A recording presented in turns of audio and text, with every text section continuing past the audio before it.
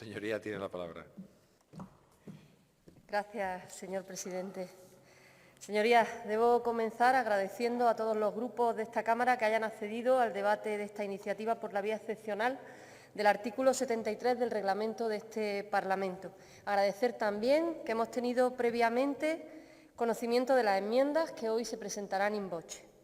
Voy a proceder a defender nuestra PNL sobre condiciones de acceso al Fondo de Liquidez Autonómico, más pertinente que nunca tras conocer las declaraciones de Montoro y las amenazas a las comunidades que ha hecho hoy. Hablábamos ayer del nuevo Gobierno del cambio en Madrid, pero antes de ese cambio esperado hubo otros, cambios grandes, cambios a peor. Los legitimados por Partido Popular y Partido Socialista, que pasaron por llevar a cabo políticas económicas restrictivas y procíclicas. Esos cambios que han hecho que vivamos en una sociedad con mayores niveles de desprotección y vulnerabilidad que al comienzo de la crisis económica y financiera. Los cambios que pusieron el pie sobre el 99% de la población, mientras el 1% estaba ocupado con sus sociedades pantalla para escapar de sus obligaciones fiscales. Y se gobernó para favorecer al 1%. La reforma del 135 marcó un punto de inflexión. Desde su aprobación, pactada por los partidos mayoritarios, los derechos sociales de la ciudadanía se han visto pisoteados. Vimos cómo los beneficios de los bancos, los privilegios de unos pocos prevalecían sobre los derechos de muchos. Sacrificios de lo importante, de lo prioritario, de los derechos sociales, de la sanidad y la educación, para que el pago de la deuda y sus intereses pasara a ser prioritario. La deuda, señorías, la deuda. Historias de primas de riesgo, de los programas de rescate de instituciones financieras, de títulos de mala calidad, los rescates que inflaron el gasto público mientras los ingresos disminuían debido a la desaceleración económica y a las reformas fiscales regresivas. Señorías, la reforma fiscal ha costado solo para 2015 7.000 millones de euros que se dejaron de recaudar. Se satanizó el déficit y se invocó al equilibrio presupuestario como signo inequívoco de buena práctica en materia de política económica. Si el déficit era Satanás, la austeridad se trató como el exorcismo. Con grandes tijeras y altas dosis de cinismo en el discurso, se aumentaron los impuestos al consumo, se redujeron los salarios, las prestaciones sociales, se usaron tijeras para servicios públicos y manga ancha para la mala gestión. Esos fueron los ajustes del Partido Popular y derivaron en un círculo vicioso de más deuda y más austeridad. Entre tanto, menos para los hospitales, más para la deuda. En estos momentos la situación financiera de Andalucía es dramática.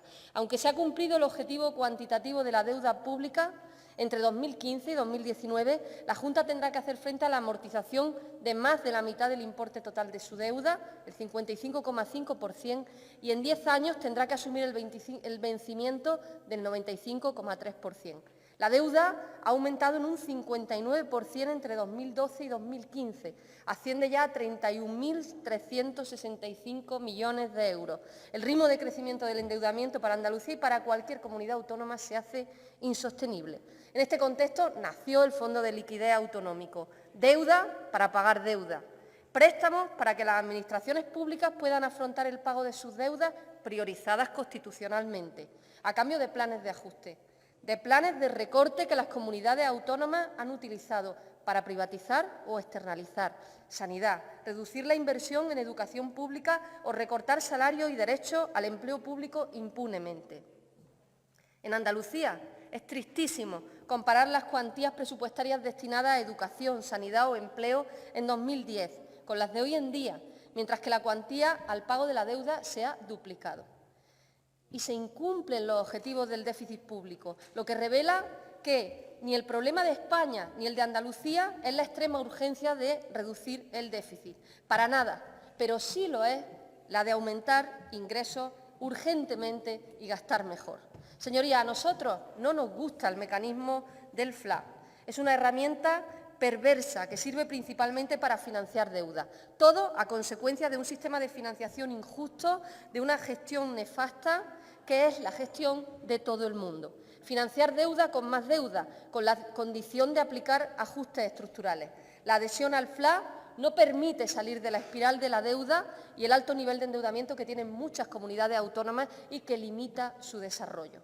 No obstante, desde el Grupo Parlamentario Podemos Andalucía tenemos claro que la adhesión al FLA es preferible a la de asumir deuda privada, ya que sus condiciones son inalcanzables en el mercado privado, ya sea deuda o préstamo bancario. La medida en sí implica mejorar la financiación, pero en el fondo lo que subyace es la infrafinanciación sistémica autonómica. En realidad se contrae deuda a través de mecanismos y canales públicos y se refinancia la deuda contraída con entes privados. En el fondo, desde lo público salvamos el pago de la deuda privada.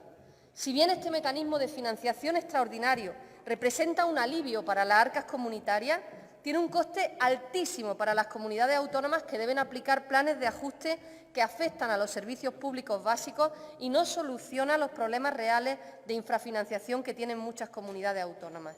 Por lo tanto, supone más austeridad y más recortes. Ante la evidencia de que este es un mecanismo terriblemente injusto para cualquiera, no tan solo andaluces y andaluzas, esta PNL tiene dos objetivos fundamentales. El primero, la modificación del Real Decreto de Medidas de Sostenibilidad Financiera a fin de garantizar que los planes de ajuste excluyan de sus medidas los recortes en los servicios públicos fundamentales, sanidad, educación, dependencia, brindando los servicios sociales y las condiciones laborales de las personas empleadas en el sector público.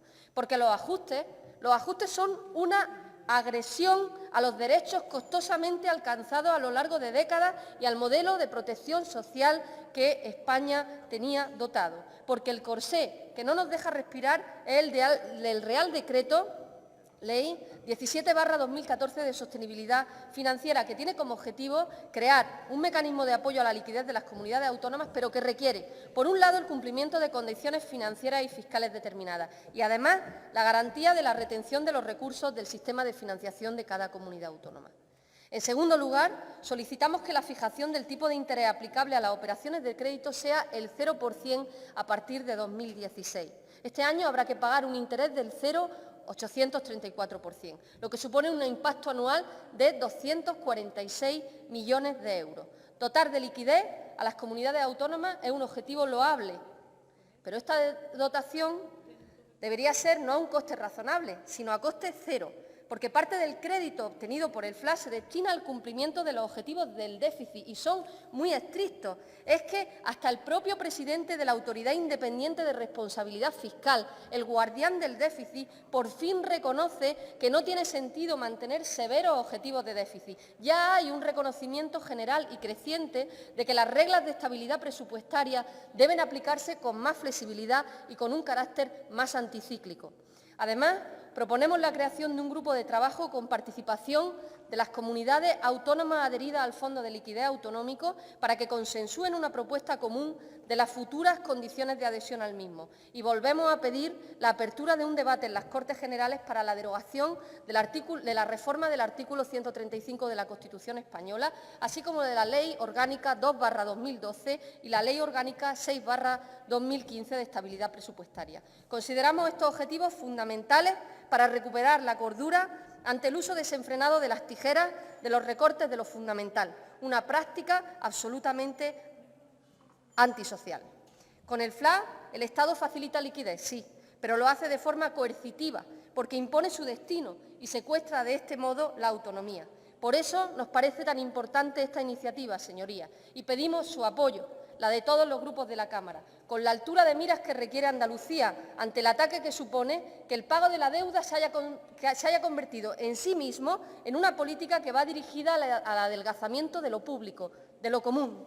Con esta proposición no de ley, que esperamos que apoyen, queremos decir, acabemos con la asfixia financiera de Andalucía, asfixia que es peor calidad de vida para el 99% de la población. Demuestren hoy, señorías, demuestren que están con el 99% y no con el 1%. Muchas gracias. Gracias, señora Lizárraga.